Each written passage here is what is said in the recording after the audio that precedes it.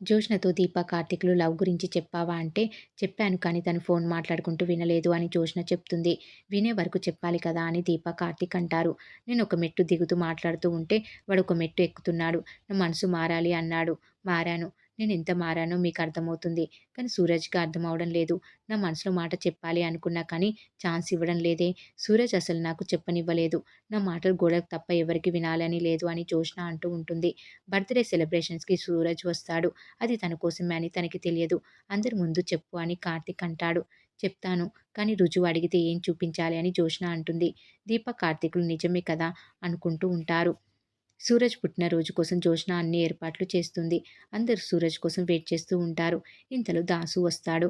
"నువ్వొచ్చావేంట్రా" అని పారిజాతం అడిగితే, "మనకేమైనా మంచి జరిగితే అయిన వాళ్ళు అందరూ ఉంటే మంచిది. నా కూతురికి మంచి జరుగుతుంటే నా తమ్ముడు ఉండాలి అని కార్తీక్ పిలిచాడు" అని దశరథ అంటాడు. ఇంతలో సూరజ్ వస్తాడు. తన పుట్టినరోజు కోసమే ఏర్పాట్లు చేశారని తెలుసుకొని షాక్ అవుతాడు సూరజ్. జోష్నని అంత చేసిందని తెలుసుకొని నాకిలాంటివి నచ్చవు అని అంటాడు. కార్తీక్ జోష్నతో ఇంతకంటే మంచి టైం రాదు అని మనసులో మాట చెప్పమని అంటాడు జోష్నతో. బర్త్‌డే కంటే ముందు ఇక్కడ ఇంకో విషయం జరుగుతుంది అని చెప్పి సూరజ్‌ని జోష్న ముందు నిలబెడతాడు. దీప జోష్నకి మనసులో మాట చెప్పమని అంటుంది. జోష్న సూరజ్‌తో "నీతో ఒకటి చెప్పాలి సూరజ్. నేను మనుషుల్ని పుస్తకం చదివినట్లు చదవలేను. నాకు ఎదుటి వాళ్ళ గురించి తెలుసుకోవాలి అనే ఆలోచన కానీ, అలవాట్లు కానీ లేవు. కానీ నీ కోసం తెలియకుండానే తెలుసుకున్నాను. నీలాంటి తెలివైన మనిషికి నా ప్రయత్నం అర్థం కాకపోవడం ఏంటో. నేను ఈ ఇంట్లో ఈ తరం ఆడపిల్లని. చాలా గారాబంగా పెంచారు. దేనికి లోటు లేదు. ఇవ్వడమే తప్ప తీసుకోవడం తెలీదు. నాకు ఇది కావాలి అని ఏ రోజు ఎవరిని అడిగింది లేదు. జీవితం అంటే ఎప్పుడూ ఒకేలా ఉండదని మా బావ, దీప చెప్పే వరకు అర్థం కాలేదు. అందుకే అందరి ముందు నీకు ఓ మాట చెప్పాలి అనుకుంటున్నాను.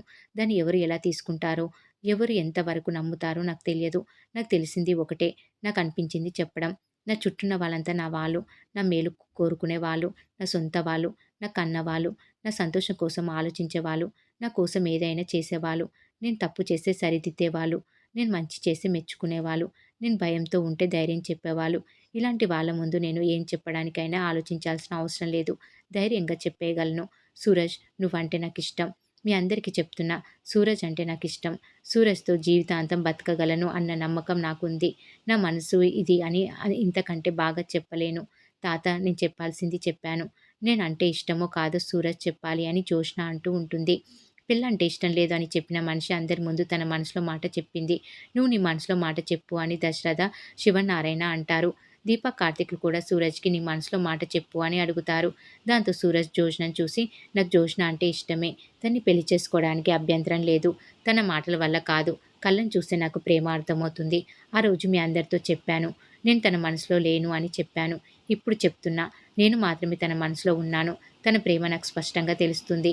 మీ అందరి ఆశీర్వాదంతో తనతో కలిసి బతకాలి అనుకుంటున్నా అని అంటూ ఉంటాడు సూరజ్. అందరూ క్లాప్స్ కొట్టి కంగ్రాట్స్ చెప్తారు.